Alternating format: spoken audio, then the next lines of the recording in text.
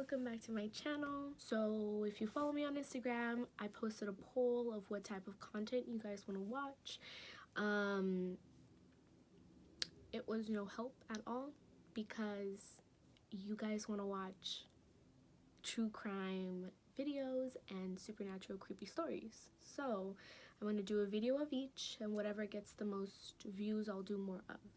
So today I'm starting with my true crime video on the Green River Killer, and his name is Gary Ridgway. He was born February 18, 1949 in Salt Lake City in Utah. He was the middle child of 3 boys, so he had 2 brothers. When he was around 11 years old, his family decided to move to Washington by the Seattle Pacific Highway, which is near the SeaTac Airport, if you're familiar with that area. Now, this area was a known area for sex workers, and so let's get right into Gary's childhood. His mother was a very domineering character, and that was pretty much the basis of his whole childhood.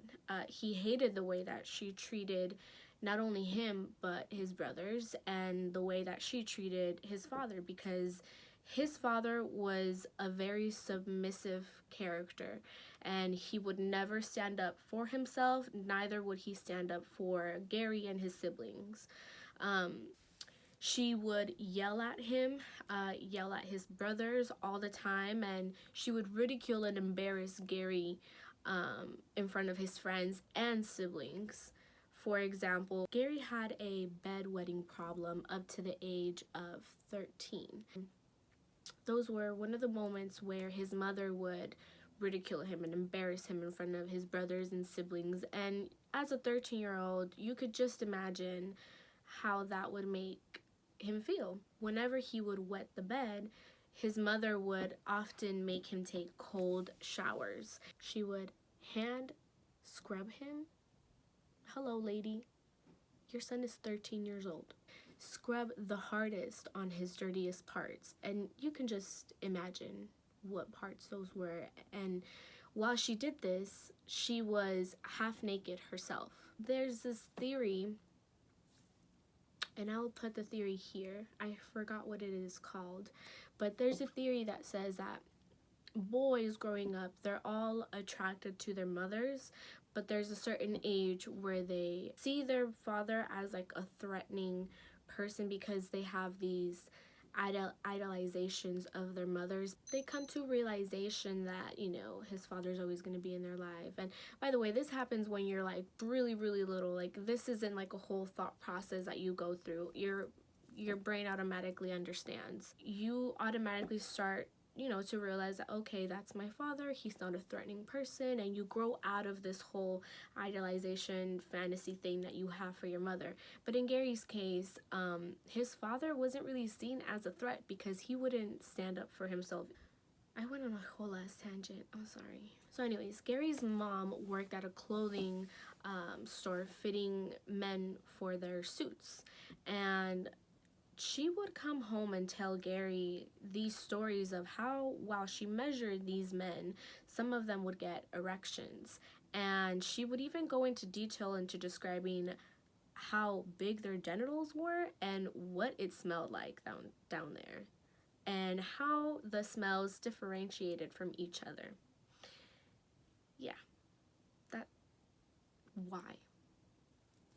And what makes this worse is that Gary's father worked at a mortuary.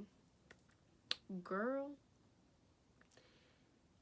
And let me tell you, I don't know what's wrong with these parents, but Gary's father would tell him of his coworker who would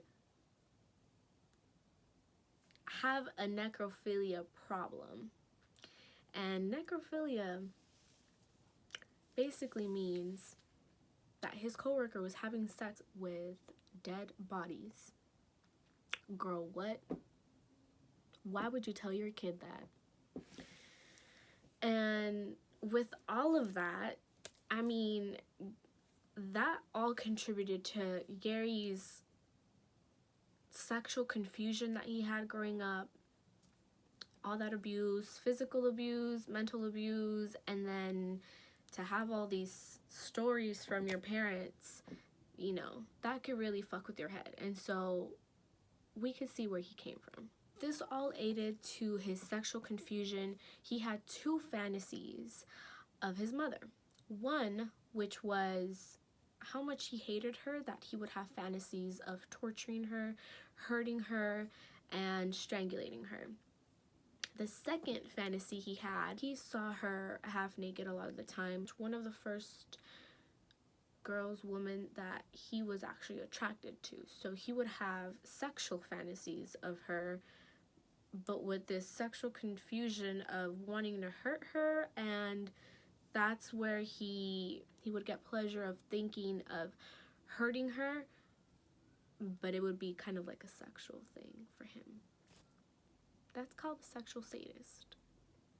Crazy enough, although he grew up with all that being in his head and whatnot, he was actually pretty normal. He had a good circle of friends in school. He was a very likable person.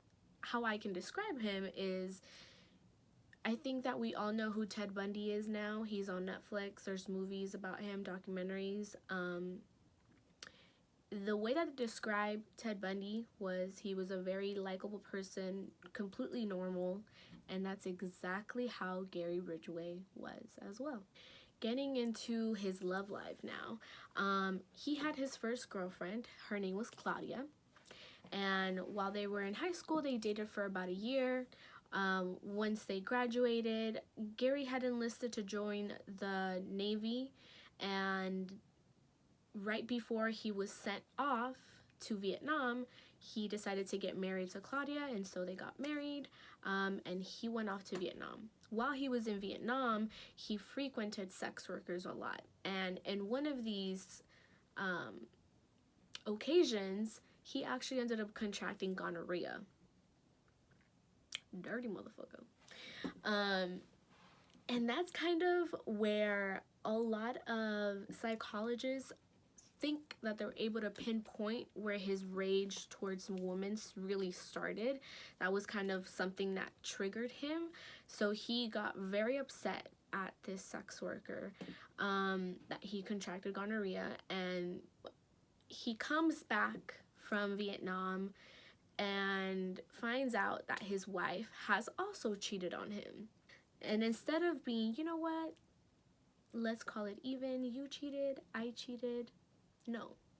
He decides to flip the fuck out, and he calls his wife, you're a whore, and all these crazy things, and divorces her. Good for you, Claudia, you saved yourself.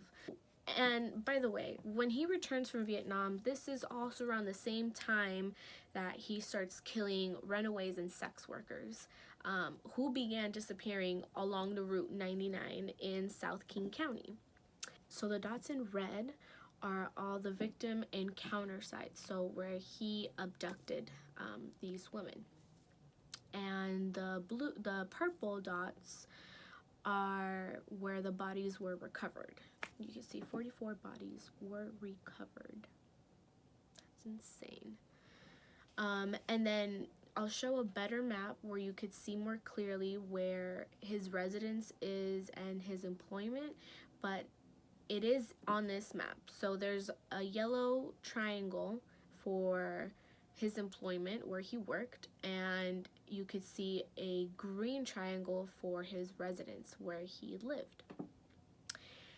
And you can see that it's all within the same area. He would pretty much abduct women down Route 99, and dump them somewhat close. The first few bodies that he started dumping were along the Green River, and it was out of the first 10 women that he killed, only 5 of them were disposed by the Green River, which is how he initially got his name.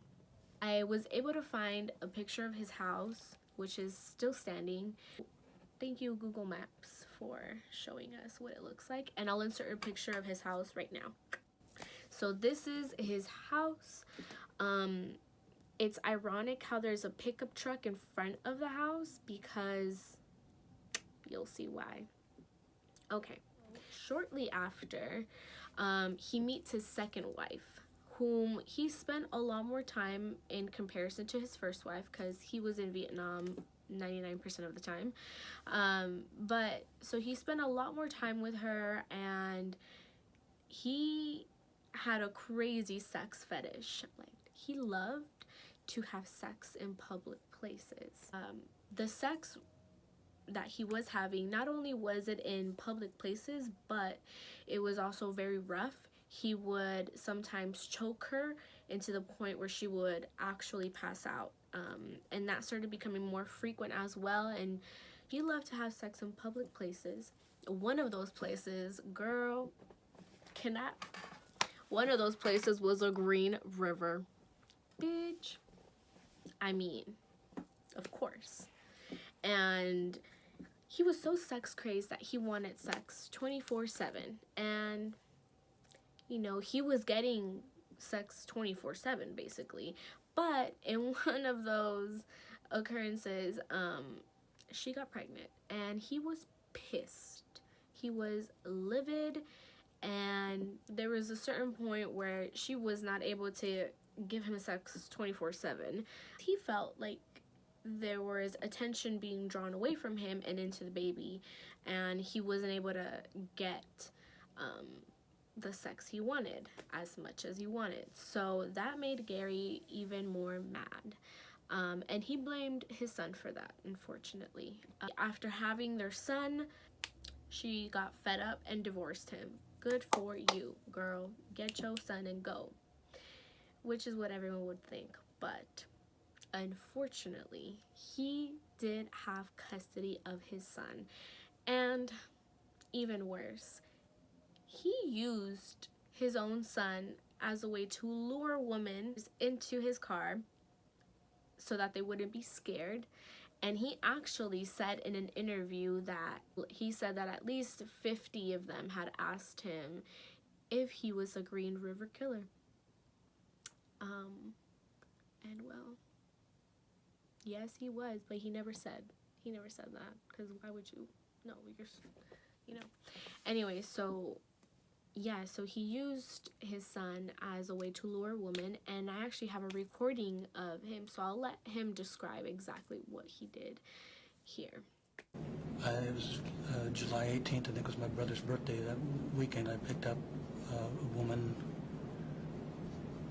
on back highway, and Matthew was next to me in the seat, and she hopped in, and I took her over to in the South Airport area, and took her into an area, and my son was there, and I killed her. I'm real sure my son didn't see it, but that only happened one time. And I'm shook. I don't know if y'all shook. I'm shook. Let's go back a little bit to when he started actually killing. So his first kill is said to have started in the summer of 1982 in July. A young girl named Wendy. She was in foster care. She was 16 years old. She started selling herself on the Pacific Highway South, which is, again, the same neighborhood that he kind of grew up in, and then later on lived in. A week after she had gone missing, there was a group of young boys riding down a trail, the Green River Trail. You could see that there's a river on the side, and then there's a little trail right there. So a group of young boys were riding their bikes, and they saw something floating in the Green River. And it looked like a mannequin. Boy, that shit is not a mannequin.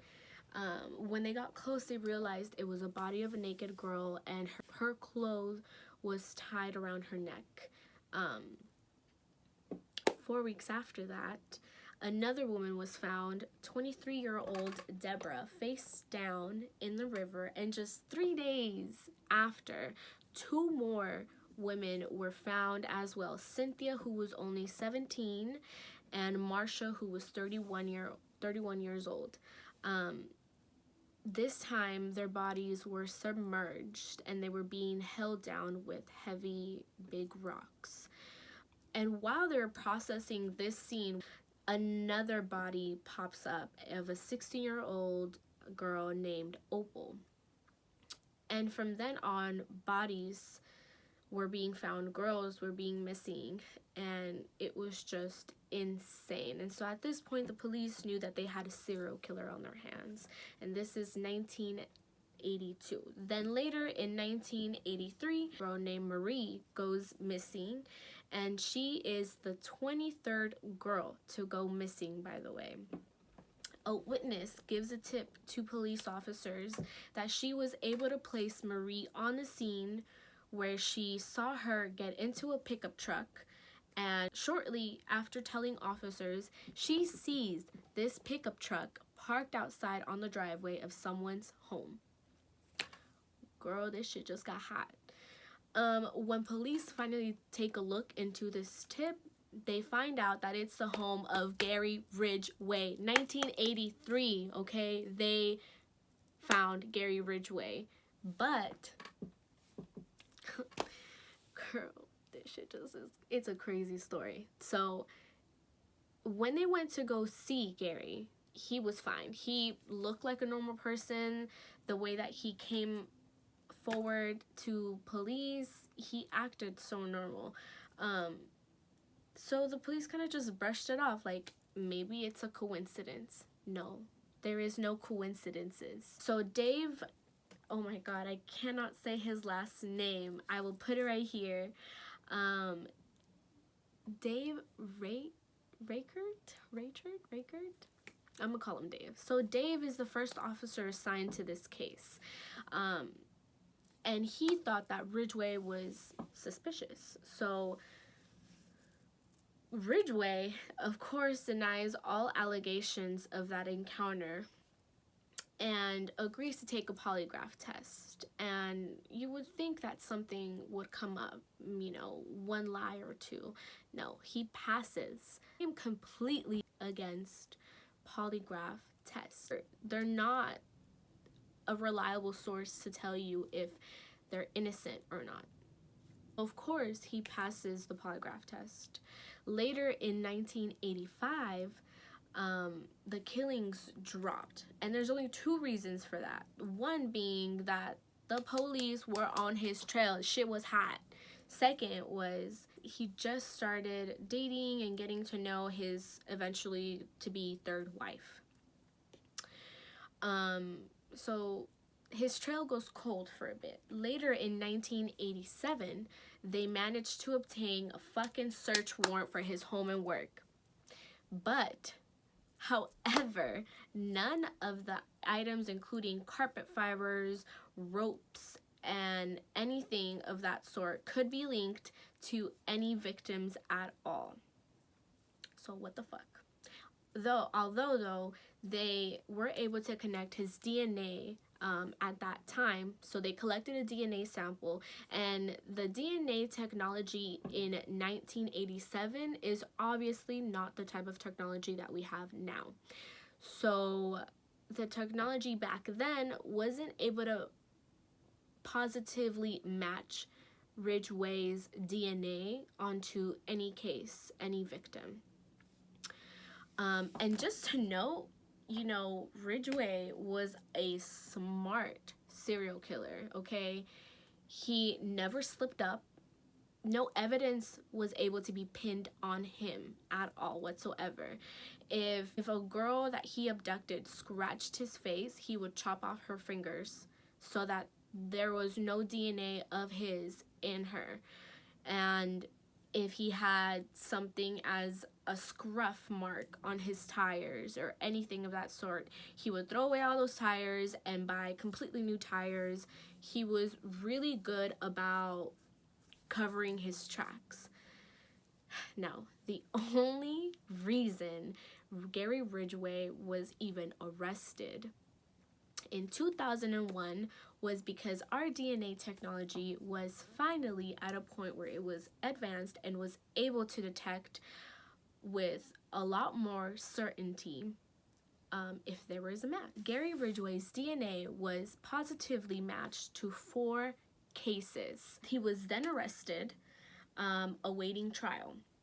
he had initially claimed he was innocent, but he realized that he was facing the death sentence due to all the congruent evidence against him. So he decided to make a deal with investigators. He said that he will reveal the rest of the whereabouts of young girls' bodies who weren't even known to have missing. They were never reported for whatever reason, because again, sex workers and runaways are never reported missing because, oh, they just ran away or that's their lifestyle. I know that it's not an ideal job to have, but sometimes the circumstances of life lead you to that point. And if you do have a relative, a friend, whatever, someone that you know who does that type of work, keep tabs on them. And if something seems, odd, them not coming around when you know that they should, make a missing persons report at least. I know it's really risky, I understand, but if you have at least a missing persons report, we're able to know that you're missing. And if something, for example, like this were to happen to them, we would be able to know. But in this case, if Gary Ridgway would have never said, hey, I know where such and such's bodies are, we would have never found them. He makes this deal to avoid the death sentence. In this deal, he will admit to being guilty in any future cases that they do find. So that's great. So he pled guilty in 2003 to only 48 murders. You heard me, 48. So he received multiple life sentences without the possibility of parole. In a later interview in 2013, he actually claims to have murdered around 75 to 80 women, although there is speculation if Ridgway is actually telling the truth or he's just seeking further attention, because these types of serial killers are very attention seekers. They love to, it's almost as if when they talk about these murders themselves, they're kind of reliving that experience, and that makes them feel good. Unfortunately, he's actually locked up in a city called Walla Walla in Washington. I know it sounds funny, but he is caught, and there's at least some type of justice for the women that he has killed. Ridgway has approximately killed 80 women, but unfortunately, he can't remember everyone that he did kill. So he only has 49 counts, 49 murders pinned on him. So that was it. I hoped it was entertaining enough and you guys liked it. But anyways, I think that the next case that I might do, I'll do another poll on Instagram. So if you don't follow me there, go follow me. Tag right there. I'll do a poll in the next few days of what kind of case you guys want to hear next. I was personally thinking to dive into the Golden State Killer, and this case is another case that's insane. I was still interested in doing the clown killer one, which is John Wayne Gacy murders. And if you guys have any ideas of something that a case you're interested in that you want me to do, leave a comment down below. Thank you. Gary was a bedwetter. My God. Sorry, this is not funny. Gary was a bedwetter. Okay. Gary had a Gary I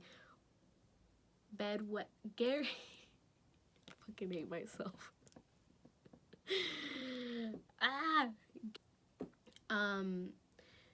So because of that, whenever he would